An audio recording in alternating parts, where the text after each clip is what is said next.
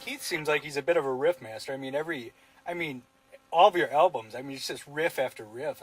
They're killer. Yeah, he is like that. You know, he was a huge Randy Rhoads fan. Okay. When I first met him, I remember talking to him about Randy Rhoads, and they loved Iron Maiden and Judas Priest and stuff. I was kind of listening to all kind of stuff, to be honest with you. I was kind of listening to pop radio, and my family was real influential on me listening to that. I listened to everything from Willie and Waylon and all those things growing up to pop radio, top 40 and all that stuff. And I loved rock. You know, I liked Kiss and Zeppelin, and I think Zeppelin was a big influence on me. I loved Janis Joplin, but when I met them, that's when it really shifted. It's when I started kind of digging in. I mean, when I met them, they had like a little list of songs. It was like ZZ Top, Cheap Trick, Rush, 2112. They asked me if I could sing 2112, which was hilarious. And they liked it because of the instrumental at the beginning. John had rototoms and all that. I mean, it was ridiculous. But we did it. I mean, we had a fun time. But they had Aerosmith in there, Toys in the Attic, and you know, just some pretty standard things. You know, and I was like, well, I know a couple of them, but I don't know all these.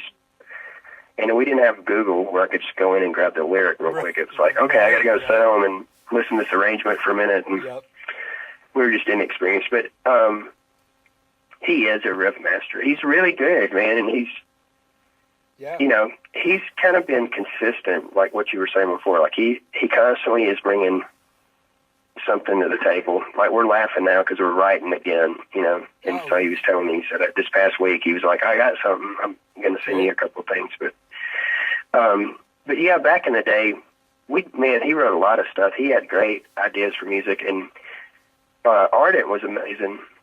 Like they signed us to a production deal, the studio, Ardent Studios did. And so we could go in there and cut demos, which was part of the arrangement that we had with them. So that was nice.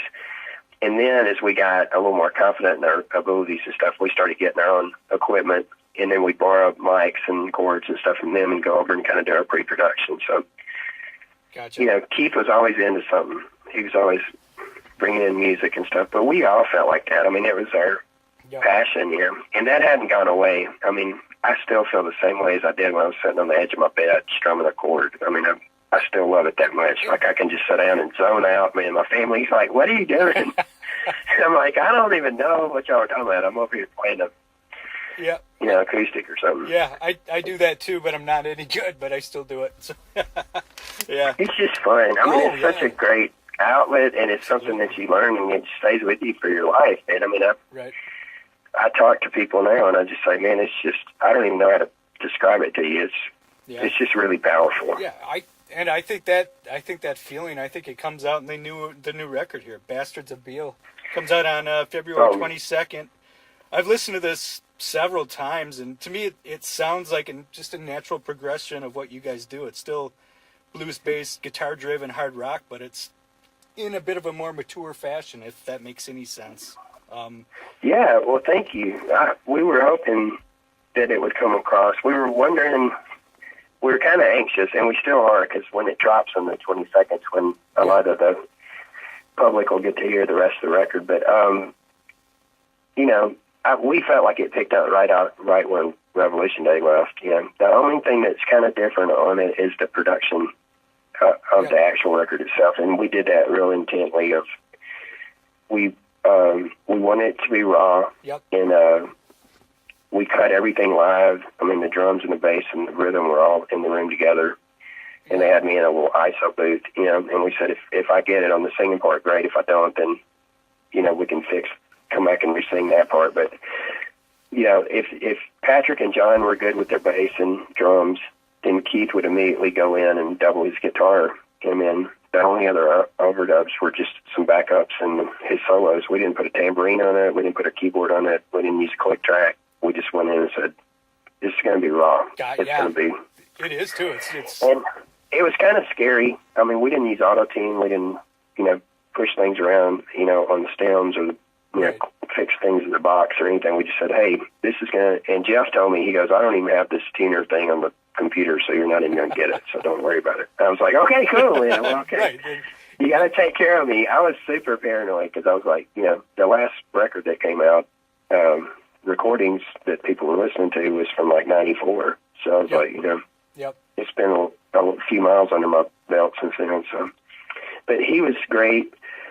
We've known Jeff for, 25 years. We met him at Ardent. He was an assistant engineer. He assisted on Wild America for us, for John Hampton and Arthur Payson. So he knew our sound. He knew about us, our personalities, everything. And so that just made it really super comfortable. I mean, he was like a fifth member of the band. He came to the pre-production rehearsals, and we would sit there and map the parts out, go through and make sure we were really tight, because logistically, with me in Nashville and them in Memphis, we had to just get the most bang for our buck every time we got together. Sure. So he played a big part in that. And plus, we were, we've been friends forever, so we were, just telling a bunch of the same old crazy jokes that we told each other a long time ago, and just, it was like being with family. Yeah. So everything came together pretty quickly on this? Or? Yeah, we did everything in like 6 days. Oh, wow. We cut basic tracks on 2 days. We did solos and singing on 2 days, and then we mixed for 2 days. And, gotcha. Okay. Yeah. And we walked away. Yeah. I mean, it sounds like it. I mean, people have actually said stuff to me where they said, man, I'm a little, you really want to know what I think? And I was like, yeah. And they were like, it sounds real different. I mean, it's like, what is that going on with your voice? And I'm like, it's a slapback. And I said, I did it on purpose. And they go, oh, okay, you meant to do that. And I was like, yeah. It was like, we went in, and it was actually just for when we were running through the takes, But I said, man, I really like it. Let's just leave it. Yeah. And then I sang on it, the whole record, So I think people, I've had a couple of comments on that, and I've seen a couple people online that said something about that. But for the overall of the experience and everything, we were kind of pushing for it to be that way. We just said, you know what, let's just take a snapshot of what we sound like right now. Yeah. If we just walked in there and turned the amps on. Sure. Yeah. It was fine, man. And Jeff took care of me on my vocals. He just said, come in and sing, and I'll try to make sure you sound good, and we'll just do it, Yeah. I love Silence the Sirens. I love Everbright.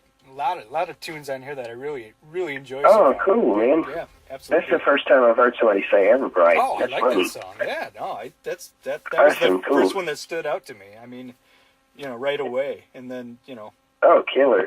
Yeah, and then Silence the Sirens just had a little bit of a different vibe that I've heard from you guys, and I really enjoyed that. And, but... Yeah, we thought that one was a real outlier. It's in a different tuning. Like we messed around with a couple of different tunings on this record, which is, it's really fun in the studio, but for putting songs in the set, it's kind of a little bit challenging. But for Keith, if he's riding solo, but those were fun. We wrote I don't know, 3 or 4 of them in different tunings and stuff. So, but Silence Sirens was one that stuck out to some of our other friends that were around during the process, and they were like, man, this one, it feels like Tora Tora and all that, but it sounds different. And we were like, well, cool, maybe we'll see what we can do with that one. Maybe we'll just put that one out as like a teaser for the record or something. So. Yep. Yeah, I think that sounds great. Being from that era you're from, to me, it always seemed like so many of the bands got kind of thrown in together that really aren't that much. You got like you guys, Tora Tora, you got like Winger and Queensryche, and they're all like, they're the same, and it's like, they're not even close. I mean, to me, that always frustrates me. It's like, you guys, to me, always felt more 70s vibe going. I mean, that's interesting. It was more bluesy, straight ahead. More to do with AC/DC or something, as opposed to like a Motley that's the way we felt too. Yeah.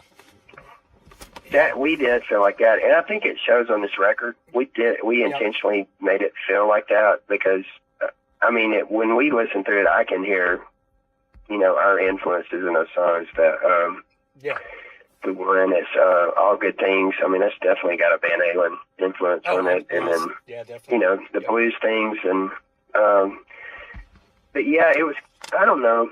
We kind of just thought of it as we were just making music if we got clumped in. Because, listen, all those people you named, Motley Crue, Bon Jovi, Hanoi Rocks, all those. I had their posters all over my wall. Oh, yeah, I mean, I was like crazy about that stuff. And we were looking at them going, wow, I want to do that. Sure. But musically, I think a lot of it just had to do, we never moved to L.A. We didn't go to the Sunset Strip. We loved it out there. We wanted to live out there. But, you know, the way that we were set up with our business is we did our production deal with Ardent Studios, and we cut our albums in Memphis.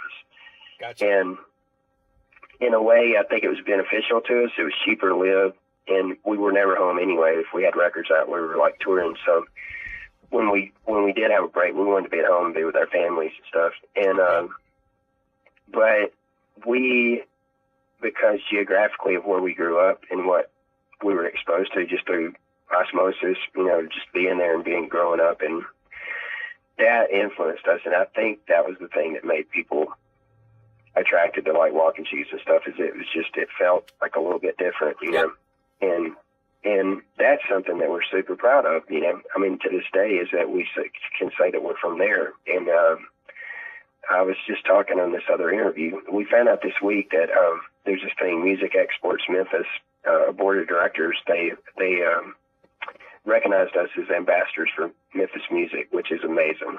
They have a lot of young bands that they work with that are out growing and trying to spread the music of Memphis. And for us, I mean, we're kind of the, you know, elders, I guess, of this music exports thing. But to us, we've always felt like ambassadors from there. We feel like, you know, everybody was affected by the blues, and then the rock and roll, you know, and rock and roll meaning not only Elvis, but the person that we recorded at the studio, Sam Phillips. You know, he was working with Howlin' Wolf and Louis Orbison and Jerry Lee Lewis and all these people. So the blues, all the way into rock, all the way into Stax. I mean, when you think about it, was one of the biggest music companies in the world. It was competing with Motown when it was at its peak. It was the Southern Motown. So that was there. Then you had the rock scenes of 70s and 80s that were there. And then even the hip-hop nowadays. You know, we feel like it's touched the world. The people have had success there. And I don't know, it's something in the water, I guess, in Memphis. It's got to be something about being there from there. Yep, definitely. Well, okay, well, I don't want to keep you any longer. You're probably up against another one here soon. So, Well, listen, I thank you so much for your time, man. And maybe I can circle back with you after we've done a few tour dates. We can get back together and see what the response was. Yeah, that would be great. I appreciate your time. And best of luck. Man. Well, listen, you too. I hope you guys thaw out up there. Oh, yeah, we will. Sounds good. Awesome, man. Listen, have a great day, man. Thank you so much. All right, you bet. Thank you. See you. Yeah, bye.